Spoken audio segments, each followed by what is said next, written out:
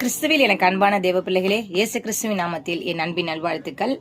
இந்த நாளில் கூட ஆண்டவர் நமக்கு 102வது சங்கீதம் கொடுக்குறாரு. அதில் ஆண்டவர் நம்மக்கிட்ட ஆண்டவர் சொல்லல, தாவீது ராஜா அவர் ஆண்டவர்கிட்ட விண்ணப்பம் பண்றாரு. என்னென்ன விண்ணப்பம் பண்றாருன்னா, கர்த்தாவே என் விண்ணப்பத்தை கேளும், என் கூப்பிடுதல் உம்மிடத்தில் சேருவதாக, என் ஆபத்து நாளிலே முகத்தை எனக்கு மரியாதையும் உமது செவியை என்னிடத்தில் சாயும், நான் கூப்பிடுகிற நாளிலே எனக்கு தீவிரமாய் உத்தரவு அருளி செய்யும்.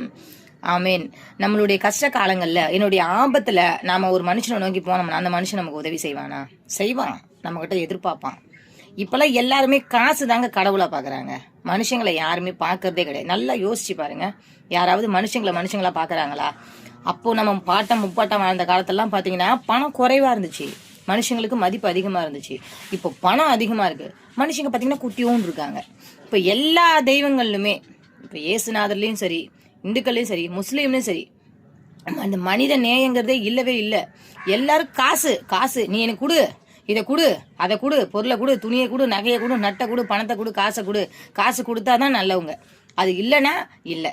ஆனா இப்படிப்பட்ட காலங்கள்ல நம்மளையும் ஒருத்தர் கேட்டு நம்மளுடைய விண்ணப்பங்களை, வேண்டுதல்களை, நம்ம ஆபத்துல, நம்ம கஷ்டத்துல, நம்ம ஏக்கங்கள்ல, நம்மளுடைய எல்லா பிரச்சனைகளிலையும் ஒருத்தர் நமக்கு கிட்ட நிப்பாங்கன்னா, உண்மையாவே சொல்றேங்க, கர்த்தராகிய இயேசு கிறிஸ்து மட்டும்தான்.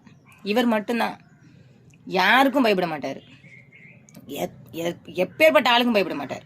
இவர் மட்டும்தான் நம்ம கூட நின்று நம்மளை தூக்கி நிறுத்தி நம்மளை பாதுகாத்து நமக்கு ஆறுதல் கொடுத்து நமக்கு தேறுதல் கொடுத்து சமாதானத்தை கொடுத்து ஒரு நிலையில கொண்டு நம்மளை நிப்பாட்டுறது யாருன்னா கர்த்தராகிய இயேசு கிறிஸ்து தான். உங்களுடைய ஆபத்துல நீங்க கூப்பிடுங்க. தாவீது ராஜா அவர் ஆபத்துல கூப்பிட்டார். நான் கூட என் ஆபத்துல ஆண்டவரை கூப்பிட்டேன். நீங்க உங்களுடைய ஆபத்து காலங்கள்ல ஏதோ ஒரு சூழ்நிலை வரும், முடியவே முடியாது அப்படின்ற ஒரு கட்டம் வரும். அந்த கட்டத்துல கடவுளை நோக்குங்க.